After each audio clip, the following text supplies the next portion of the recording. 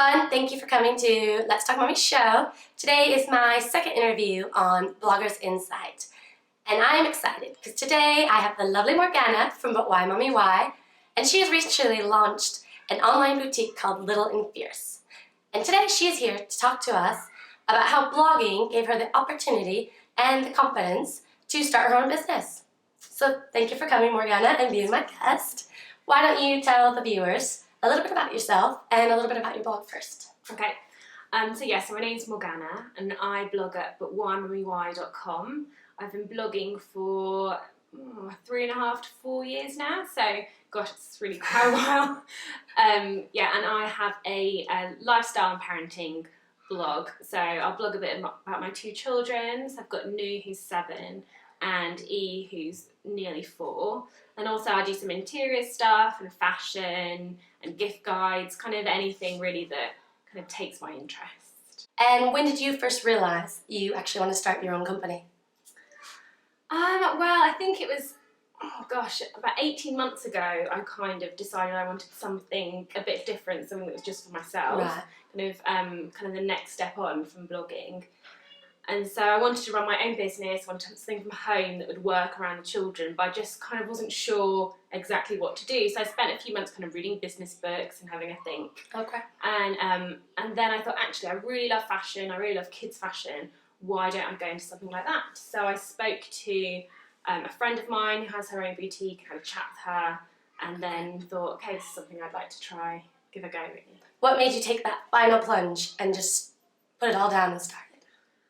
Oh gosh, I don't know. I think I just decided one day, let's just give it a go. Like I just woke up and went, right, it's a risk we're gonna take. Yeah, I'm fed about talking about it. Let's just go ahead and just do it. Really? For products, I know you said you're into fashion and especially look at fashion. How did you realize exactly what products you wanted to do and what products you definitely did not want to do? Okay. Well, initially, before I even launched, probably a year before I launched, I went to a couple of trade fairs. Just to see what kind of stuff was out there, especially within the UK.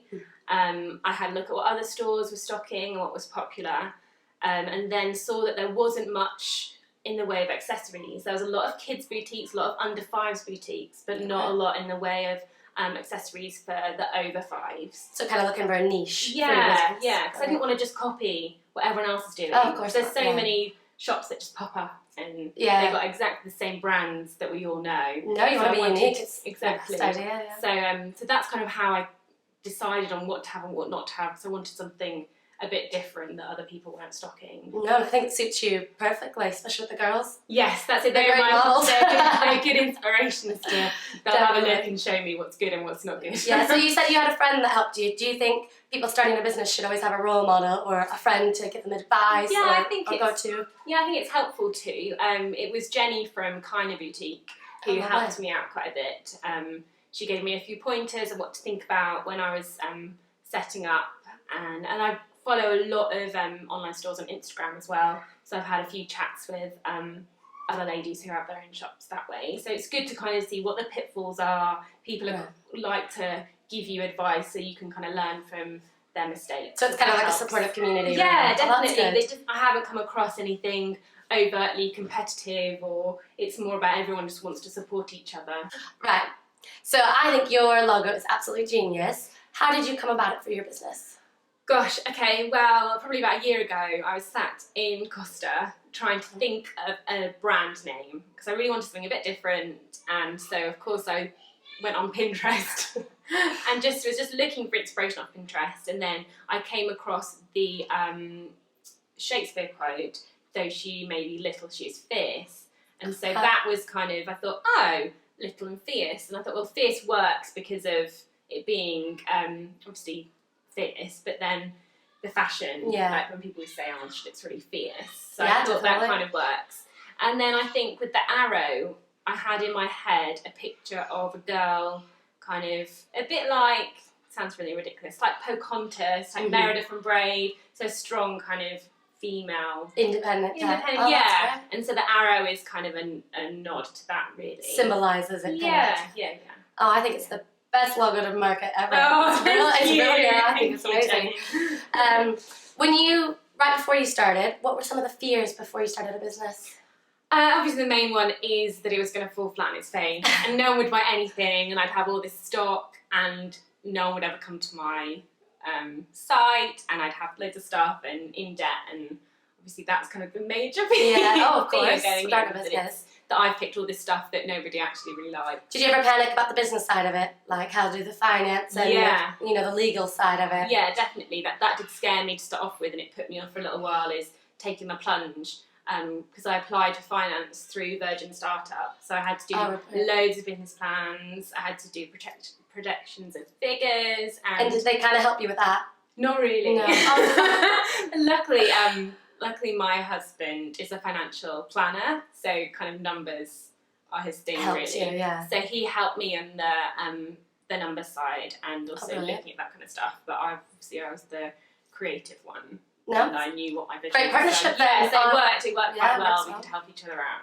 So now that you have started, what are some fears that you have in your business besides it falling flat? That's still the main. Of course, that's the main one. But do you have little fears or little targets that you are hoping for? I'm always setting myself targets. I'm always wanting to improve all the time. So I guess the little fears are just like things going wrong, like the site crashing and things getting lost in the post and broken in the post, and it's I'm kind of still finding my feet with it all, so I don't want it to look unprofessional. Right, I always want to be professional.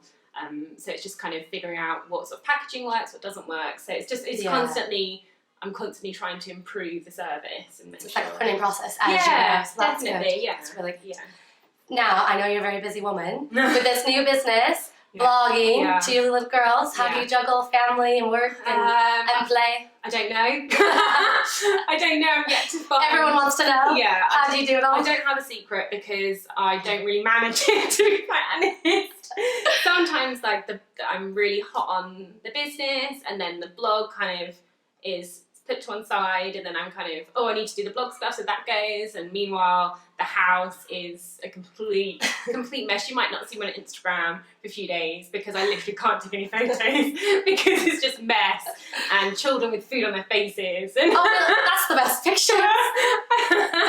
So it is kind of, I've not found my rhythm yet with it, because I was trying to think of a way of planning my days and planning my weeks, going, right, I'll do this then and this then, and being a bit more structured, but I just don't think that even works for me because different emails come in and a customer wants me and then I get a last minute blogging request and stuff, so it's quite tricky to manage my time that way. So I'm hoping in the new year I kind of find something that works a bit better for me, that I can manage my time. Hopefully that'll mean getting a cleaner at least once a week. So get out and buy some stuff. Yeah, because that would really help me out.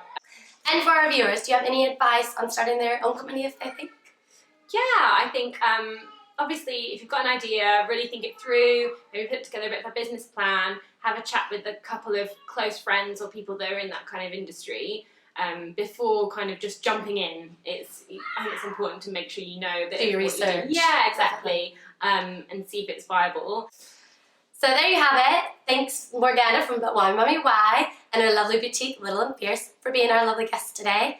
I hope you've learned a lot from Morgana, and it was brilliant having you with us. Thank you. Oh, thank you very much. And if you want to say anything to the readers? Yeah, so obviously come and have a look at littleandfierce.co.uk. If you place any orders over the Christmas period, that's absolutely fine. Order away and everything will be shipped out on the 5th of January. Okay, thank you. Bye. Bye.